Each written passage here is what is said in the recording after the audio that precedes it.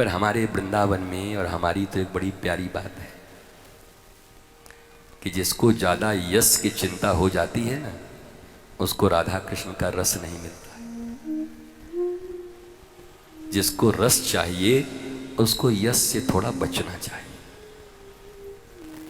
लेकिन एक बात पक्का है, वृंदावन में 3 सबसे ज़्यादा रसिक हुए। रसिक त्रयी उनको कहते हैं, स्वामी श्री हरिदास जी, श्री हित हरिवंश जी और हमारे ओरछा वाले श्री हरिराम व्यास जी। इनको रसिक त्रयी की संज्ञा दी जाती है। अब बताओ, इनका नाम हरिदास जी जिन्होंने बांके बिहारी को प्रकट किया, आज भी लोग जानते हैं कि नहीं? वो यश के लिए कर रहे थे या रस के लिए? तो यश उनके पीछे पड़ गया कि नहीं? जो रस के पीछे पड़ता है भगवान के, यश उसके पीछे पीछे चलता है, छोड़ेगा नहीं कभी उसको यश। महाराज तो यश के लिए करेंगे।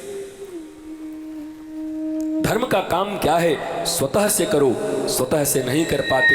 अभी तुमको बताया गया कितनी अच्छी योजनाएं हैं।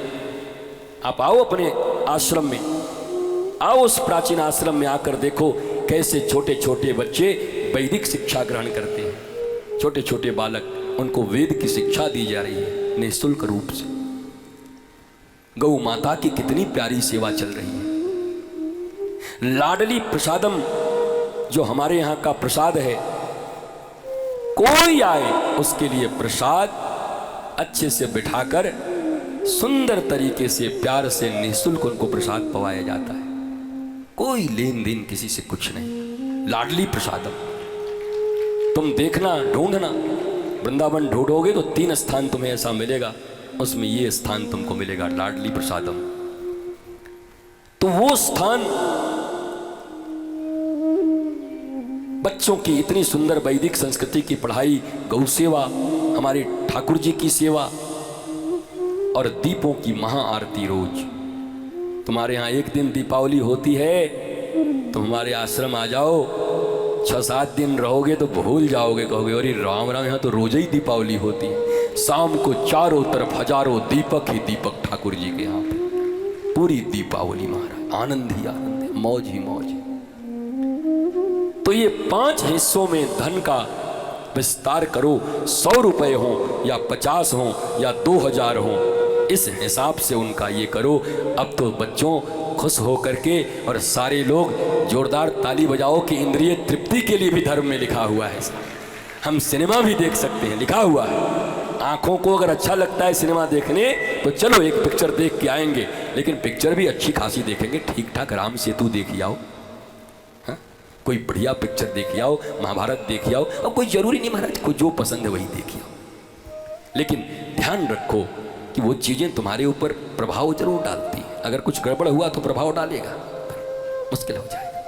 इसलिए सिलेक्ट करो कि क्या देखना है, इंद्रियों को क्या दिखाना है। तुम्हारे बच्चे रोते हैं, जिद करते हैं, ठंडे के दिन में आइसक्रीम खाऊंगा, मम्मी देती है? नाक बह रहा तो सुलुक सुलुक करता, आइसक्रीम खाऊंगा। और आइसक्रीम रखा है फ्रिज में, पर माँ नहीं देती, ऊपर से पकड़ कर तड़ तड़ मारती और है। चुप। तो माँ है कि कसाई है? बोलो, माँ है। उसको पता है अभी इसके योग्य क्या है। ठीक गुरु भी ऐसे ही होते हैं, तुम मांगने कुछ और आओगे और वो बता देंगे कुछ और साधना, क्योंकि पता है संडे में हो, सर्दी हुई है, अभी बर्फ देना ठीक नहीं है। इसलिए छोड़ मत देना, गुस्सा मत हो जाना कि गुरुजी मना कर दिए। ठीक समय आने पर मैया से बढ़िया आइसक्रीम कौन खिलाएगा अपने बच्चे को? ये ले, दूध वाला बनाई हूं तेरे लिए, आम भी डाला है, ले खा, मौज कर। मैया बोलती जरूर है अपने बेटे को, मर भी नहीं जाता है, पर कोई मां चाहती कि उसका बेटा मर जाए, बोल तो देती है। नहीं, हमारी बात तो बड़ी बुरी लगती है आप लोगों को। बताइए, महात्मा है, ऐसी बात बोलनी चाहिए। तुम अपनी माँ हो, दिन रात 50 बार अपने बेटे को बोलती हो मर जा। मरियो नहीं जाते, काबल जिंदा है, समझ नहीं आते मौला।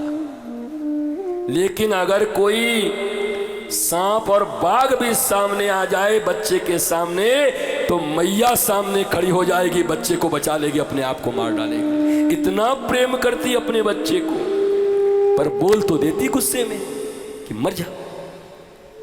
अच्छा तो तुम बोलो तो महापुरुष, और गुरु जी बोले थे बड़ा क्रोध करते हैं, कुछ भी बोलते रहते।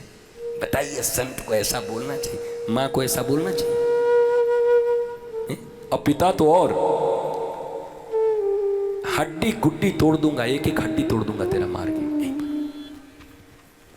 बताओ, अच्छे हड्डी के इतने डॉक्टर दुनिया में आ गए हैं हड्डी जोड़ने के लिए, तोड़ने वाला डॉक्टर है, एक एक हड्डी तोड़ दूंगा तेरी।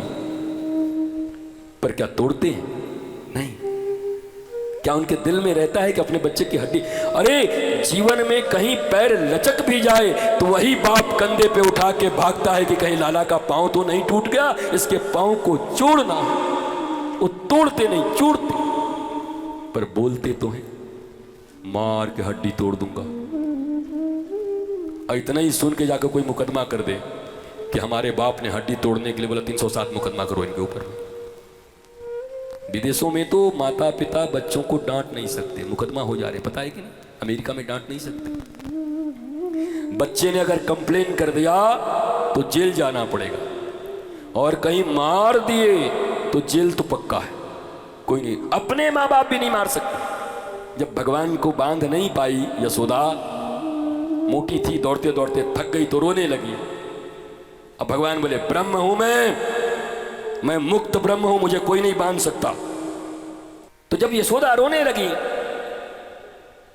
तो ठाकुर ने कहा हाँ अब आई लाइन पे तू। पहले तो इतना भारी मुस्टंडे जैसे शरीर लेके दौड़ा रही थी कि पकड़ लेगी, ये बांध। तो मैया ने कहा हाँ हाँ हाँ तू तो ब्रह्म है, भगवान है, हम काहे कि मैया मैया हो के भी नहीं मैया। वो मैया मैया काहे कि जो अपने बालक को बांध भी ना सके। महाराज हमको लगता है मैया होने के लिए बांधना भी जरूरी है। जब तक दो चार झापड़ लगावे नहीं तो माई होने का एहसास ही पैदा नहीं होता कि हम मम्मी भी हैं। तो बोलते जरूर हैं पर उनके हृदय में तुम्हारे लिए मंगल कामना होती है, वो सबसे अपने होते हैं। वैसे ही व्यासपीठ से हो सकता है गुरु की वाणी कठोर निकल गई हो, कुछ बोलने के क्रम में कुछ शब्दों के विन्यास इधर उधर हो गए हों, जो शब्द नहीं आने चाहिए हो सकता है उस समय में वो शब्द आ गए हों। पर उद्देश्य क्या है? आपको डांटना, आपका बुरा करना, आपको लूटना, आपको गाली देना, आपकी प्रतिष्ठा लेना, आपका यश कम करना नहीं, बल्कि इन 7 दिनों में अगर ईमानदारी से किसी ने प्रयत्न किया होगा कि इस पांडाल में आए हुए और टीवी पे देख रहे एक एक प्रेमी और भक्तों के हृदय में कृष्ण का रस भर जाए, तो शायद ये वही बैठा हुआ व्यास होगा जो हृदय से प्रयास कर रहा होगा कि आपके भीतर रस भर जाए। आपके यश को मिटा नहीं रहे, आपके भीतर वो रस भर रहे। महाराज भगवान की अति कृपा हुई, भाई मारा गया,